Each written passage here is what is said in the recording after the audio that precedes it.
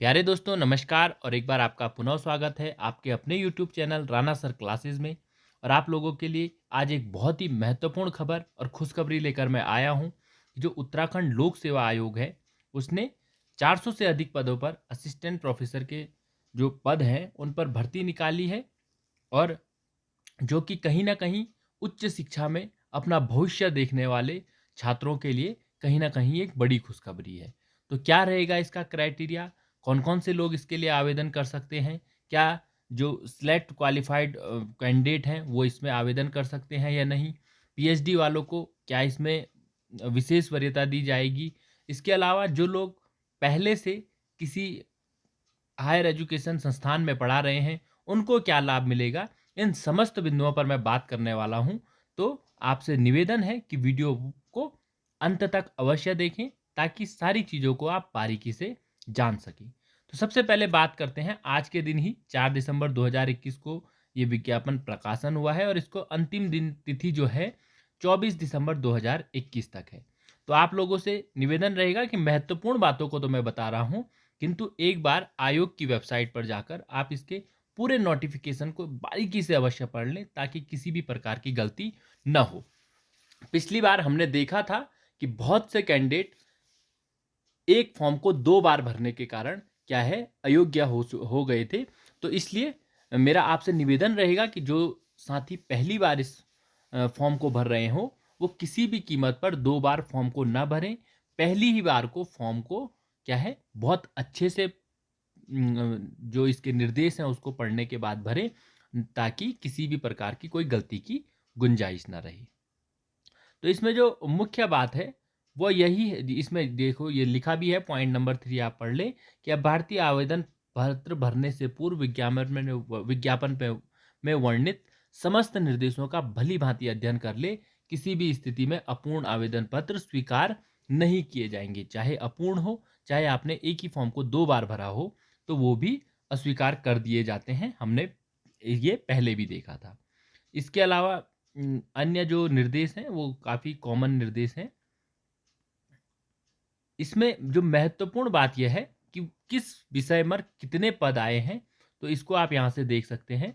जो सबसे अधिक पद हैं वो इंग्लिश विषय में आए हैं जिसमें कि 52 पद आए हैं।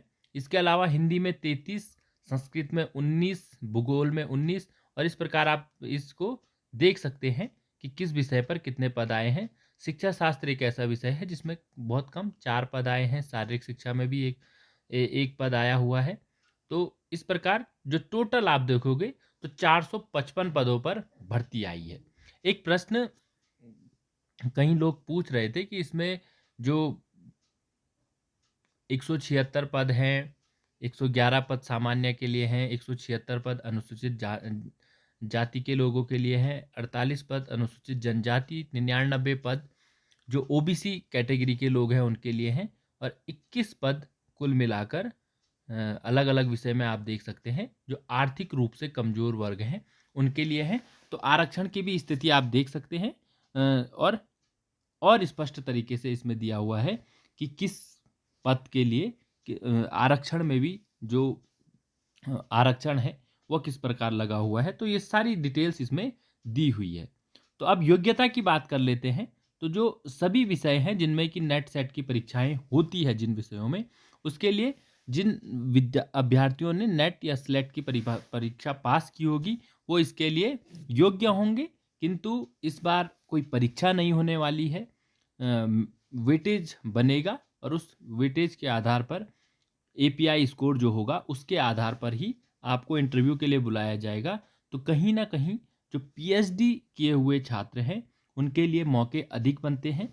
किंतु ऐसा नहीं है कि जो नेट या सेलेक्ट जिसने पास किया है वो अभ्यर्थी इस फॉर्म को नहीं भर सकता है। फॉर्म में स्पष्ट लिखा है कि वो अभ्यर्थी भी फॉर्म भर सकता है।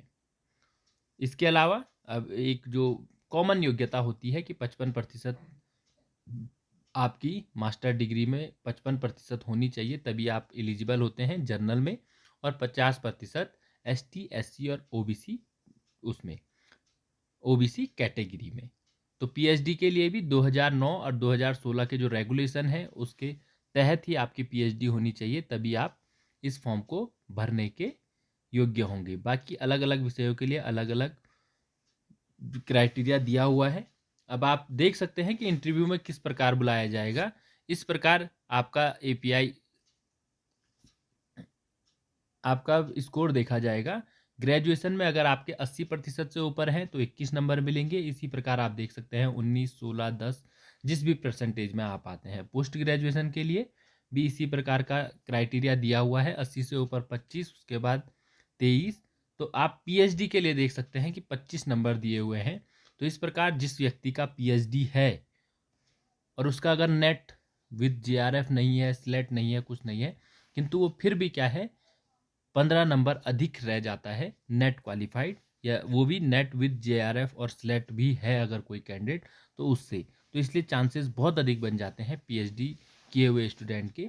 पर ऐसा नहीं है, अगर उसके पास रिसर्च पब्लिकेशन नहीं है, कहीं चीज़ें हो सकती है, टीचिंग एक्सपीरियंस नहीं है, तो वो पुनः क्या है सेलेक्ट किया हुआ कैंडिडेट, पीएचडी किए हुए कैंडिडेट को पछाड़ सकता है।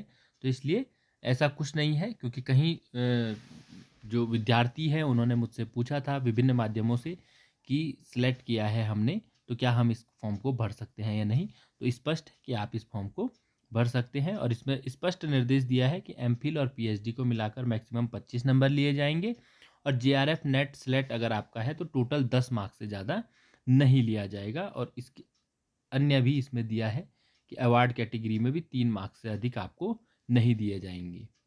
तो ये इसमें कुछ इंपॉर्टेंट बातें थी, और इसके अतिरिक्त जो इम्पोर्टेंट बात है वो यही है कि एनसीसी एनएसएस का अगर आपके पास सर्टिफिकेट है तो ये अधिमानी अहर्ताएँ होती हैं, और ये उस स्थिति में काम आती है जब 2 कैंडिडेट के समान नंबर होते हैं।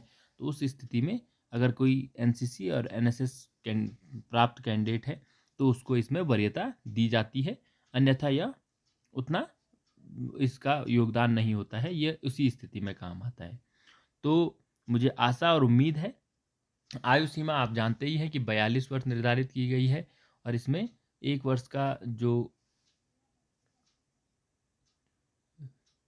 छूट है उसका विवरण नहीं दिया गया है। तो हो सकता है 1 वर्ष की छूट जो आदेश है उस आधार पर आपको दी जा सकती होगी, किंतु जो आयु सीमा है वो 42 वर्ष रखी गई है। राष्ट्रीयता कोई कॉमन सी बात है कि आप भारत के राष्ट्रीय होने चाहिए। चरित्र और वैवाहिक स्थिति आप जानते हैं कि किसी भी गवर्नमेंट जॉब के लिए आपकी एक से अधिक विवाहित अगर विवाहित कोई व्यक्ति है तो उसकी एक से अधिक जीवित पत्नियां नहीं होनी चाहिए। और बाकी कॉमन चीज़ें दी हुई है। मेरा आप लोगों से निवेदन है कि इस फॉर्म को भरने से पूर्व आप समस्त निर्देशों को एक बार अच्छे से अवश्य पढ़ लें, उसके पश्चात ही फॉर्म को भरें, क्योंकि एक बार फॉर्म भरने पर आपकी अगर गलती हो जाती है और आधार कार्ड आप इंटर कर देते हैं तो कहीं ना कहीं आप दोबारा फॉर्म के लिए एलिजिबल हो जाएंगे अगर आप भरते भी हैं तो। और किसी भी प्रकार की अगर आप जानकारी चाहते हैं तो वीडियो पर कमेंट करके आप मुझसे पूछ सकते हैं अगर कोई दिक्कत आपको आती है। आप लोगों ने मुझे सुना, और मेरे चैनल से जुड़े रहने के लिए आप लोगों का तहे दिल से धन्यवाद। आशा और उम्मीद है कि वीडियो अच्छा लगा होगा। वीडियो जिन लोगों के ये काम आ सकता है उनके मध्य शेयर अवश्य करें, ताकि अधिक से अधिक लोग इस वीडियो का लाभ ले सकें। बहुत बहुत धन्यवाद। अंत में यही कहूँगा कि चैनल पर नए आए हैं तो चैनल को सब्सक्राइब अवश्य कर लें, क्योंकि इसमें जो राजनीति विज्ञान है और अन्य विषयों का भी हमारा प्रयास रहता है कि जो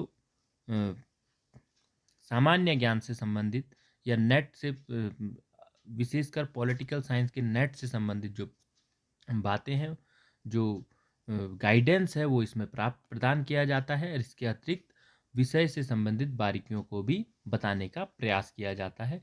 तो चैनल को सब्सक्राइब अवश्य करें।